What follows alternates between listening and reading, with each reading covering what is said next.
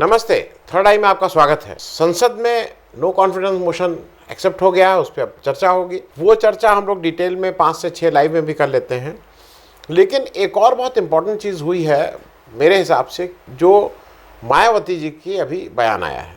ये इम्पॉर्टेंट इसलिए है कि देखिए, जो भी 2024 का इलेक्शन होने जा रहा है उसमें काफ़ी कुछ उत्तर प्रदेश एक इम्पॉर्टेंट रोल प्ले करने जा रहा है। उसकी दृष्टि से मायावती जी का ये बयान कि वो अभी जो आने वाला विधानसभा चुनाव है, जहाँ पे 5 राज्यों में चुनाव है, मिजोरम छोड़ के उन्होंने कहा वो तेलंगाना, राजस्थान, छत्तीसगढ़ और मध्य प्रदेश चारों जगह लड़ेंगी और इलेक्शन के बाद वो ये तय करेंगे कि वो किसके साथ जाती है। और उन्होंने स्पष्ट किया है जो भी सरकार बनाएगा वो उसके साथ जाएंगे। अब इसका मतलब क्या है, इसके पॉलिटिकल मतलब क्या है, इसके आर्थिक मतलब क्या है, इसको क्या संदेश देना है, ये समझना, ये आपको अभी समझाएंगे। क्योंकि जो कहा जा रहा है ना, ये जैसे भाव न टूटने पाए। मायावती जी जो है वो थोड़ा कॉन्शियस रहती हैं कि उनकी पार्टी का जो भी मार्केट रेट है, जो मार्केट में जो उनकी वैल्यूएशन है, वो नीचे ना गिरे। और उनको अब तक सक्सेसफुली वो उस नेटवर्थ को अभी तक कैपिटलाइज करती हुई आई हैं। मैं थोड़ा बीएसपी के जो ज़मीनी हकीकत है उससे भी आपको इसलिए रूबरू करा दूं। कई बार लोगों को लगता है अच्छा बीएसपी क्या है, क्या पार्टी है। बीएसपी को जिसको कहते हैं कि एक एक करके अब खड़ा किया था काशीराम जी ने। 14 अप्रैल 1984 में डॉक्टर अम्बेडकर के जन्मदिन के दिन उन्होंने बीएसपी को फॉर्मली लॉन्च हुई। और ये काशीराम जी ने इसको बहुत मेहनत से इस पार्टी को खड़ा किया था। और उस समय एक दृष्टि ये थी कि इसका नाम बहुजन इसलिए रखा गया था क्योंकि काशीराम जी मानते थे कि देश की जो कुल जनसंख्या है उसमें 85% बहुजन है। और वो बहुजन की उनकी परिभाषा थी schedule caste, schedule tribe, backwards, minorities, ये सब। फिर ये चले और काशीराम जी ने बिल्कुल एक मिशनरी ज़ील के साथ इसको पार्टी को चलाया। और एक बार जब मौका आया तो उन्होंने खुद नहीं, उन्होंने मायावती जी को उत्तर प्रदेश का मुख्यमंत्री बनाया। 2001 में फिर अस्वस्थ रहने लगे थे, लेकिन 2001 में उन्होंने फॉर्मली ये अनाउंस कर दिया कि उनकी उत्तराधिकारी मायावती जी होंगी। उत्तर प्रदेश में एक चीज़ और याद रखिए, जो ये सफ़र शुरू हुआ ना 84 में, तो पार्टी बन गई, इलेक्शन लड़ना शुरू कर दिए। लेकिन पहला जो बड़ा ब्रेक था वो 93 में मुलायम सिंह जी के साथ मिलके बीएसपी ने उत्तर प्रदेश में सरकार बनाई। तय ये हुआ था कि आधा टर्म आप रहेंगे, आधा टर्म दूसरा रहेगा। मुलायम सिंह यादव जी पहले चीफ मिनिस्टर बने 93 में। और जब उनसे कहा गया कि भाई अब मेरा टर्न है, तो ऐसा कहा जाता है कि मुलायम सिंह यादव जी ने कुर्सी खाली करने से मना कर दिया। और उसी के सिलसिले में अगर आपको याद हो 1995 का एक बहुत चर्चित गेस्ट हाउस कांड हुआ था 2 जून 1995 को, जब सरकार मुलायम सिंह जी की थी। और उस समय ऐसा कहा जाता है कि, कहा नहीं जाता, ऐसा हुआ, Mayawati ji VIP guest house में थी और उनको जान से मार डालने की एक साजिश हुई। और उसमें पुलिस भी मूक दर्शक बनी रही थी, लोग घुस गए थे, सिलेंडर लेके आग लगाई गई थी, वो बड़ा हंगामा हुआ था बहुत। हालांकि अंतोगत उस गेस्ट हाउस कांड के बहुत से आरोपी जो थे, बहुत से लोग जो थे, वो बाद में बीएसपी भी ज्वाइन कर लिए थे, वो एक अलग है, राजनीति के अपने रंग होते हैं। फिर 3 जून को बीजेपी के सपोर्ट से मायावती जी 1995 में पहली बार उत्तर प्रदेश की मुख्यमंत्री बनी। उसके बाद सरकार को 4-6 महीना चली, फिर गिर गई, फिर 2 बार और वो किसी तरह से गठबंधन की अपनी मुख्यमंत्री बनती रही। 2007 में पहली बार उत्तर प्रदेश में बहुत दिनों बाद, मतलब 84-85 के बाद बहुत दिनों बाद, एक पूर्ण बहुमत की सरकार मायावती जी ने बनाई। बीएसपी को पूर्ण बहुमत मिला उत्तर प्रदेश में, मायावती जी उसकी चीफ मिनिस्टर हुई। और उन्होंने फिर ये अपना 5 साल का अवधि बहुत सक्सेसफुली पूरी की। और एक और चीज़ उन्होंने एक कीर्तिमान स्थापित किया, उत्तर प्रदेश राज्य जब से बना और जब से चुनाव हो रहे हैं, वो पहली ऐसी चीफ मिनिस्टर थी इन यूपी जो उन्होंने अपना पूरा टर्म कंप्लीट किया। नहीं तो उत्तर प्रदेश में उससे पहले किसी भी चीफ मिनिस्टर ने अपना पूरा टर्म कंप्लीट नहीं किया था। तो she became the first chief minister. अब ये जो एक इन्होंने शुरू किया था अपना सफ़र, बीएसपी ने खास करके, और फिर मायावती जी के नेतृत्व में वो शुरू किया था, तिलक तराजू और तलवार, इनको मारो जूते चार। ये सिंबॉलिक ये था कि ब्राह्मण, राजपूत और बनिया जो वोट है, ये अपर कास्ट वोट माने जाते हैं और इनको बाहर रखा जाए और हम दलित और माइनॉरिटीज़ और बैकवर्ड्स के लिए हैं, इसका सिंबल था। लेकिन 2007 आते आते हाथी नहीं गणेश है, ब्रह्मा विष्णु महेश है, ये नारा लगने लगा। और 2007 में एक नए तरह का प्रयोग मायावती जी ने किया। और मैं इसलिए कह रहा हूँ मायावती जी, क्योंकि 2006 में काशीराम जी की डेथ हो गई थी। उसके बाद का जो है वो इनका एक्सपेरिमेंट, वो इनकी जो राजनीतिक सूझबूझ है उसका परिचय देता है। 2007 में इन्होंने ब्राह्मणों को अपने साथ किया और एक नया कॉम्बिनेशन, जो एक ज़माने में कांग्रेस का हुआ करता था, ब्राह्मण दलित मुस्लिम, इन्होंने उसमें ब्राह्मण दलित और मुसलमानों का कुछ हिस्सा रहा होगा, लेकिन मूल रूप से वो किया। और उस गठबंधन को मतलब उस जो सोशल फैब्रिक था उसको पूर्ण सरकार मिली। ये भी एक अजीब हुआ है कि अदरवाइज जो बीएसपी का पूरा ज्ञान है और जो पूरी बात है वो मनुवादी ब्राह्मणवादी ताकतों के खिलाफ लगातार बोलते हैं, लेकिन उन्हीं ब्राह्मण के साथ इनका मेन फोर्स वो बन गए। अब माइनॉरिटीज़ के साथ भी ये एक तालमेल करके ही चलती हैं मायावती जी अभी तक। जैसे अभी हाल के दिनों में मेयर के इलेक्शन हुए हैं उत्तर प्रदेश में, 18 या 19 जगह मेयर हैं, उसमें से 11 मेयर कैंडिडेट्स मायावती जी ने, मतलब बीएसपी ने मुसलमान बनाए थे। अब मैं जरा मायावती जी की 2-3 बातों को की तरफ ध्यान कर दूं और फिर उस पर आऊँ। मायावती जी का जो शासनकाल रहा है, जो जिसमें पूर्ण बहुमत की बात है, लॉ एंड ऑर्डर के बारे में बहुत स्ट्रिक्ट मानी जाती है, लॉ एंड ऑर्डर अच्छा था भी। दूसरा यह है कि जो भ्रष्टाचार है वो थोड़ा ऑर्गेनाइज्ड ये था कि वो वन विंडो था, हर आदमी नहीं लूट सकता था, केवल एक विंडो थी, वहीं पे आप भ्रष्टाचार का रेट तय था, उतना पैसा दीजिए, फिर आपको कोई तंग नहीं करता था और आपके सारे ठेके पट्टे एक ही जगह से होते थे तय। तो मतलब अगर आप ठेकेदार की दृष्टि से देखिए तो उसको सुविधा ये थी कि एक ही जगह जाके घूस दे दो, एक ही जगह कर दो, रास्ते पर अब लोग तंग नहीं करते हैं कि बाबू से लेके हर विभाग वाला तंग कर रहा है, एक जगह करते थे। दूसरा एक नया उन्होंने कल्चर शुरू किया था, उनकी जनवरी में बर्थडे होती थी तो उस दिन लोगों से कहा जाता था कि पैसा ले आके चीज़, और उसमें मतलब किसी की डेथ भी हुई, वसूली मोरलेस होती थी, ये सब ने देखा है। फिर एक और चीज़ शुरू हुई थी, ये कहा जाता है कि मतलब बीएसपी में ये कहा जाता है कि भाई हम आपको इतने वोट देते हैं, जिस दिन आपको टिकट देते हैं ये गारंटी करते हैं कि आपकी स्टार्टिंग इतने वोट से होगी, तो उसके बदले में आप मुझे क्या देंगे, और वो क्या देंगे आप, वो है वो एक उसकी एक कॉस्ट होती है। इन्होंने दूसरा तीसरा एक इम्पॉर्टेंट काम कि इंफ्रास्ट्रक्चर में इन्होंने केवल एक जो बड़ा काम किया था, आगरा नोएडा एक्सप्रेसवे बनाई अपने समय, उस समय बड़ा काम था कि अपने कार्यकाल में ही उसको कंप्लीट किया। लेकिन ज़्यादा इन्होंने पार्कों पे बहुत जोर दिया था और मूर्तियों पे बहुत जोर दिया था। मूर्ति की बात अच्छी है क्योंकि ऐसे बहुत से हमारे हीरो जो जिन्होंने सामाजिक लड़ाई के लिए बहुत काम किया था, उनका नाम भी आया, वो ठीक था। पार्क सब जगह बने, एक ही तरह का स्टोन, वो गुलाबी स्टोन कहीं राजस्थान से आता था, उसमें उसके भी अपने भ्रष्टाचार के किस्से हैं, वो हुआ।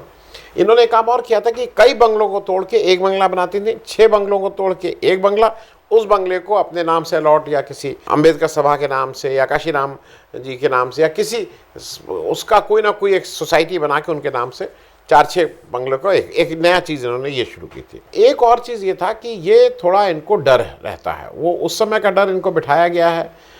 ये जो पूरे कार्यकाल में ये चीफ मिनिस्टर ऑफिस शायद 2-4 बार गई होंगी तो गई होंगी, ये घर से बैठ के काम करती थी, चीफ मिनिस्टर ऑफिस जाती ही नहीं थी। और एक एक जिस काम के लिए मायावती जी का जो सिग्नेचर इसके लिए याद की जाती है, इन्होंने वामसेफ और जो पुराने जितने साथी थे बीएसपी के, जो काशीराम जी के समय थे, जिन्होंने पार्टी को एक एक करके जोड़ा था, उन सबको बाहर का रास्ता इन्होंने करीब सबको 99% लोगों को इन्होंने निष्कासित किया। एक समय जब पिछली विधानसभा थी 2017 वाली, तो इनकी जो भी 19-20 सीटें, उसमें से एक समय ऐसी स्थिति थी कि आधे से ज़्यादा लोगों को ये निष्कासित कर देते, एमएलएस को भी ये निष्कासित करने का काफ़ी इनको अच्छा लगता है।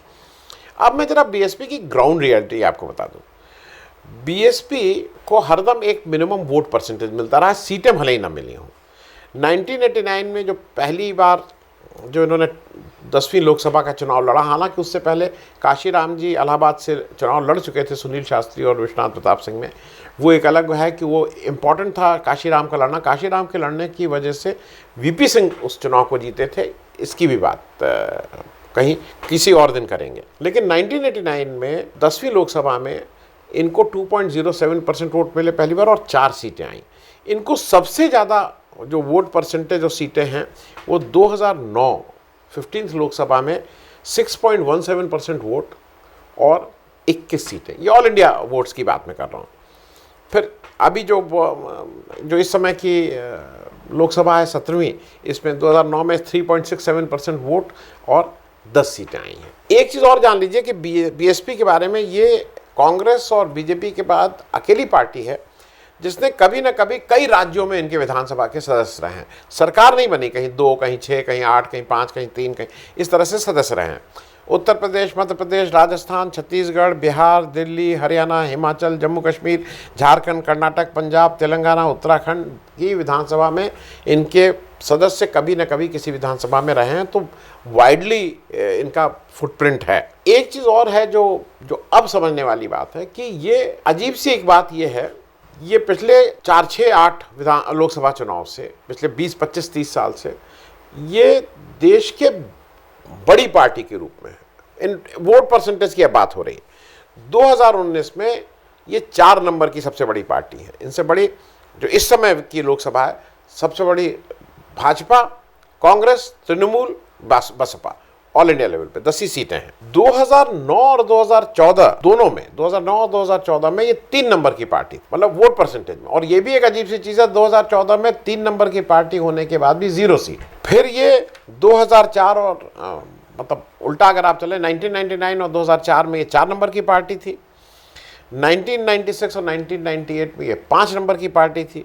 और उससे पहले 1991 में ये 10वें नंबर की पार्टी थी in terms of vote percentage. अब बात ये हो रही है कि इनका कहना है कि हमने एनडीए भी नहीं ज्वाइन किया, हमने इंडिया भी नहीं ज्वाइन किया है। ये स्पष्ट है कि इंडिया में तो इनको बुलाया नहीं गया था, जो विपक्षी दलों की बैठक हुई उसमें इनको नहीं बुलाया गया था, क्योंकि उनके ऊपर एक स्टिग्मा ये लगता है कि ये कभी भी किसी के साथ भी जा सकते हैं, और ख़ास करके ये बीजेपी के साथ इनको हाथ मिलाने में कोई वो नहीं। और जो इन्होंने अभी भी कहा, इन्होंने सार्वजनिक रूप से कहा कि मैं किसी भी सरकार के में चली जाऊँगी, तो इन्होंने पोस्ट। दूसरा ये है कि एनडीए ने इनको बुलाया था कि नहीं बुलाया था मालूम नहीं है, क्योंकि आज की तारीख में बीजेपी का एक बड़ा वोट परसेंटेज वो है जो पुराना बीएसपी का वोट परसेंटेज होता था। तो वो इनके साथ कोई एनडीए इनको लेना चाहेगा फॉर्मली अपने साथ कि नहीं, उसमें डाउट है। मुझे नहीं लगता है कि वो अपने साथ लेना भी चाहेगा। अब इनका ये बयान आया है कि वो पोस्ट पोल अलायंस करेंगे और जो भी सरकार बनाएगी उसके साथ चले जाएंगे। अब इसका वोट पर क्या प्रभाव पड़ेगा? देखिए, ये तय है कि 2024 का इलेक्शन मोर और लेस बाइपोलर होने जा रहा है। बाइपोलर मतलब दो ध्रुवों के बीच हो रहा है, एनडीए वर्सेस इंडिया। ये करीब करीब तय है। और वो मैं इसलिए कह रहा हूँ कि जितनी प्रमुख विपक्षी पार्टी वो एक इंडिया के साथ आज जाके खड़ी हो गई हैं।